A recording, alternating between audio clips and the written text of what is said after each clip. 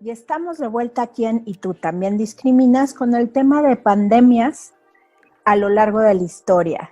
Y bueno, y su relación obviamente con todo lo que hablamos en este programa, que es la discriminación, que ahorita ya hemos ido descubriendo gracias a que Luis nos está ilustrando en este tipo de situaciones que se han dado a lo largo de la historia de la humanidad y que han tenido que ver mucho con los cambios sociales, económicos, culturales que ha vivido la humanidad a lo largo de su historia.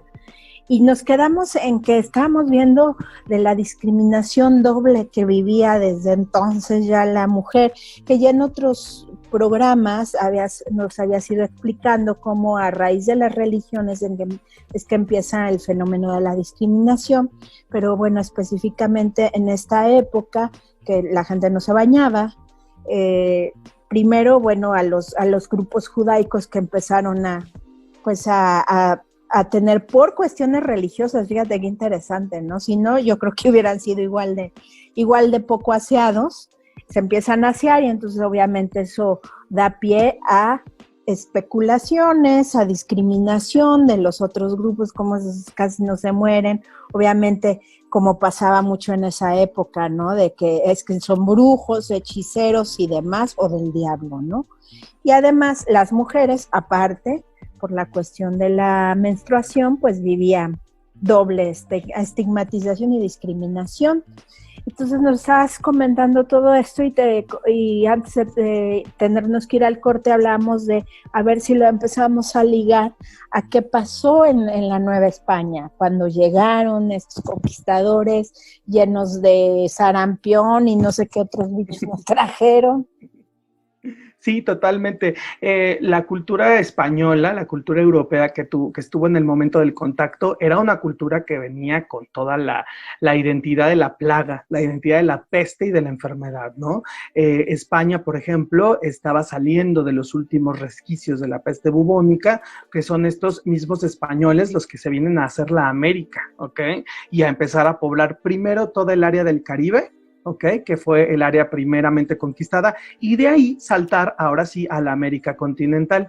Y cuando se hace el choque de culturas es una cosa interesantísima. Mira, no te voy a negar que los prehispánicos, mesoamericanos, no tenían epidemias, sí las había habido.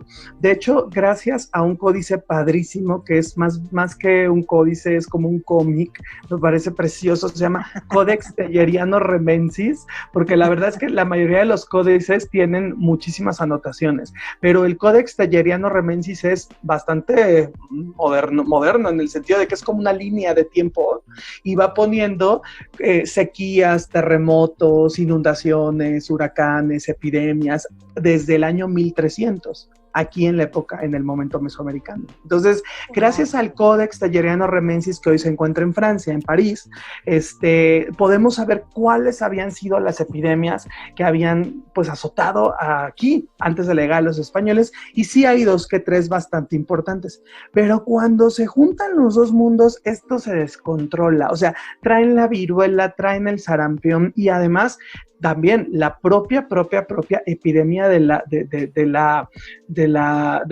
mala higiene. O sea, eso en épocas de este momento era algo muy grave, ¿sí? O sea, no bañarte. Ahora, el mundo mesoamericano sí tenía una cultura muy alta de la limpieza. Es impresionante cómo el baño es casi diario, el afeite es una cosa necesaria para hombres y mujeres, el peinado, el lavarse el cabello, el lavarse la piel, el montarse cremas, aceites, o sea, es Sí, algo las pinturas, ¿no? De orgánicas que se ponían. Así es. Entonces, de pronto choca esto, ¿no? ¿Por qué? Porque lo primero que hacen los españoles ya a la hora de evangelizar es quitar todas estas características del baño. ¿Por qué? Por lo mismo, representa el cuerpo desnudo, da pie a el pecado de la carne, al pecado de lo que tú quieras, ¿no? Y entonces se mandan bloquear estas tradiciones. Ahora bien,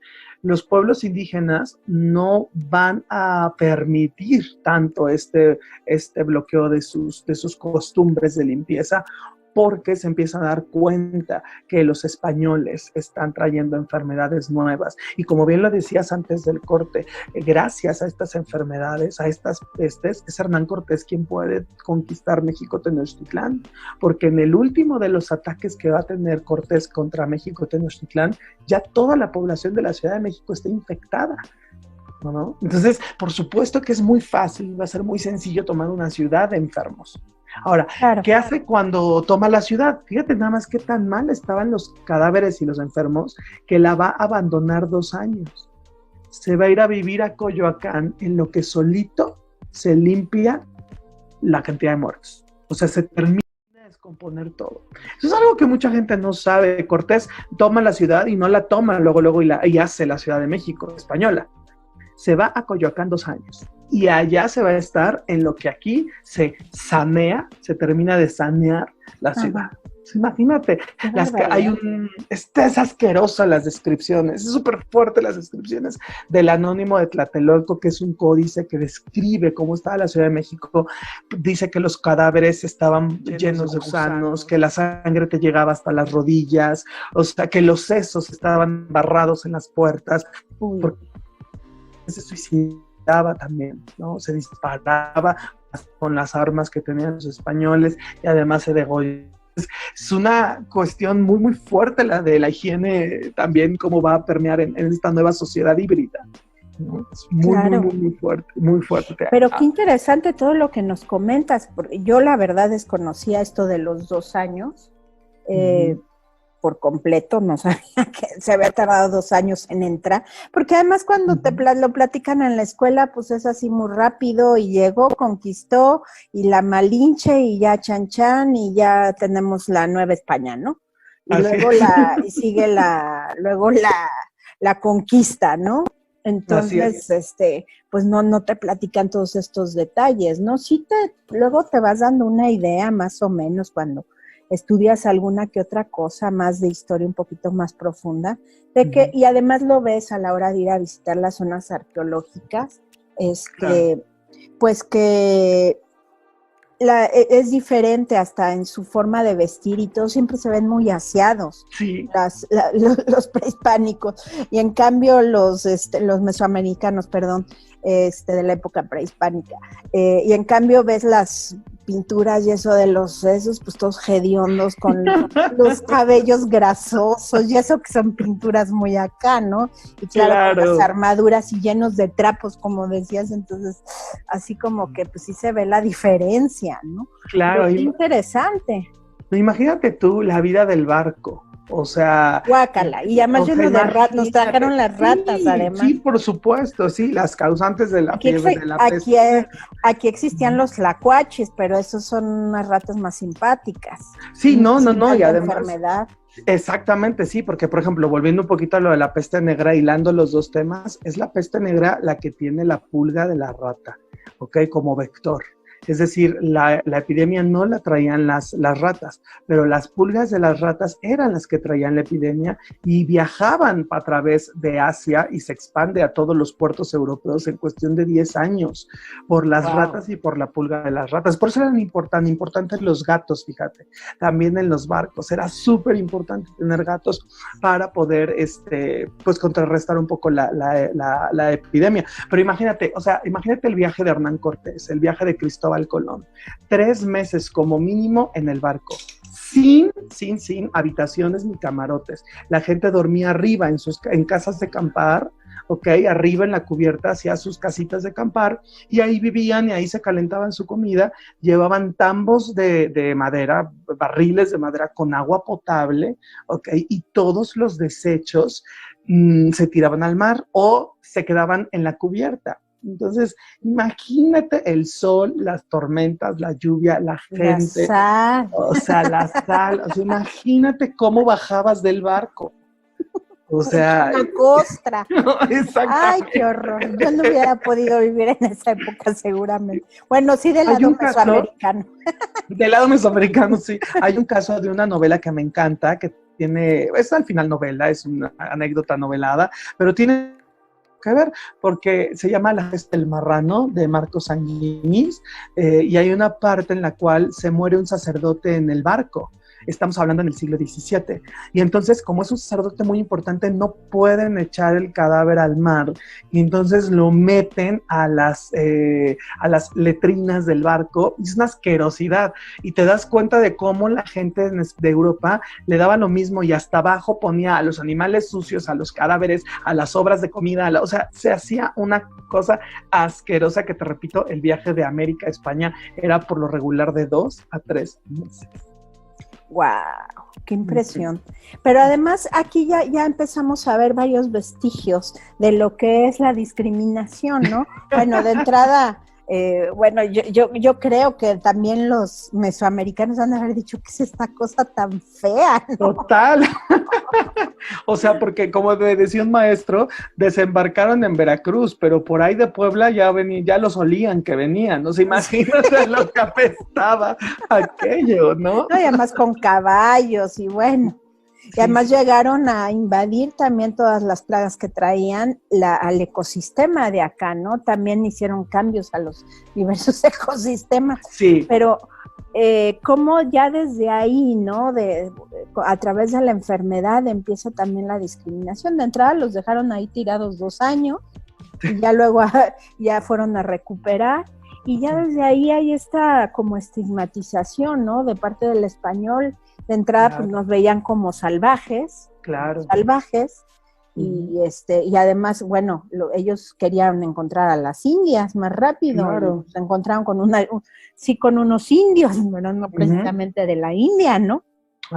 Entonces, sí, pero ya desde ahí ya es la estigmatización y la discriminación de ser criaturas de índole diferente, de índole menor, ¿no?